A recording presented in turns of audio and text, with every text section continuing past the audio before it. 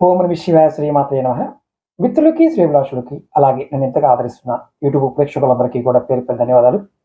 మిత్రులారా, మీ అందరికీ పరాదేవత ఎల్లవేళలా మీతో ఉండి మీ మనోవాంఛ నెరవేర్చాలని మనస్ఫూర్తిగా కోరుకుంటున్నాను. చాలామంది మిత్రులు, గురువుగారు మేము చాలా పూజలు చేస్తున్నాము, చాలా మంత్రజపాలు చేస్తున్నాము, మీరు చెప్పిన పరిహారాలు కూడా చాలా చేస్తున్నాము. ఎన్ని చేసినప్పటికీ మాకు ఎటువంటి ఫలితం రావడం లేదు. దానికి కారణం ఏంటి? ఇది మొదటి క్వశ్చన్. రెండోది, మేము ఎంత బాగా మిగతా వ్యక్తులతో ప్రవర్తించినా వారు మాతో నెగెటివ్‌గా ఎందుకు ప్రవర్తిస్తున్నారు? అంటే మాతో వాళ్ళు దురుద్దేశాలతో ఎందుకు ప్రవర్తిస్తున్నారు? అలాగే మూడోది, మేము చిన్న చిన్న విషయాలకు కూడా మోసపోతున్నాము. దానికి కారణం ఏంటి? నాలుగోది, మా సొంత వాళ్ళే మా దగ్గర ధనాన్ని, ఆస్తులు తీసుకొని మమ్మల్ని ఎందుకు ఇబ్బంది పెడుతున్నారు?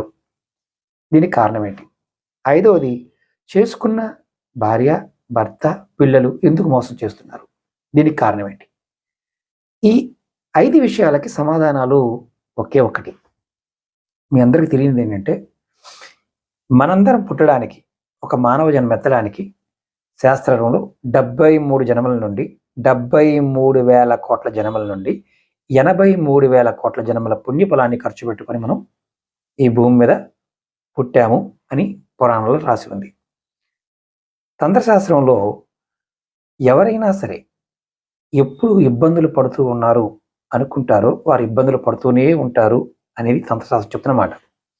జ్యోతిష ప్రకారం ఎవరైనా సరే జాతకరీత్యా పూర్వకర్మ ప్రభావం చేత, అంటే మనం గత జన్మల్లో చేసిన మంచి పనులు, చెడ్డ పనులు, వాటి నుంచి బయటపడడానికి మనం తీసుకొచ్చుకున్న కర్మ పూర్వకర్మ.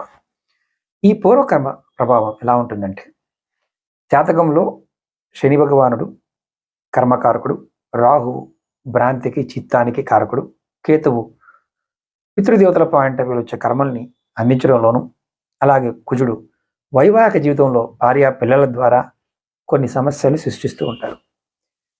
ఇవి కంట్రోల్లో ఉన్నప్పుడు ఎటువంటి ఇబ్బంది ఉండదు, కానీ కంట్రోల్లో లేనప్పుడు మాత్రం చాలా ఇబ్బందులు వస్తాయి. ఈ ఇబ్బందుల్ని మనం దోషాలుగా చెప్తాం. ఎవరి జాతకంలో అయినా సరే ఇటువంటి ఇబ్బందులు పడుతున్న వారు ప్రతిరోజు కూడా ఉదయం, మధ్యాహ్నం, సాయంత్రం, అంటే 3 సంధ్యలు ఉంటాం. సూర్యోదయ సమయంలోనూ, మధ్యాహ్నం 12 గంటలప్పుడు, సాయంత్రం సూర్యాస్తమయంలో మీ ఇష్టదైవాన్ని 10 నిమిషాల సేపు మనసులో తలుచుకోండి.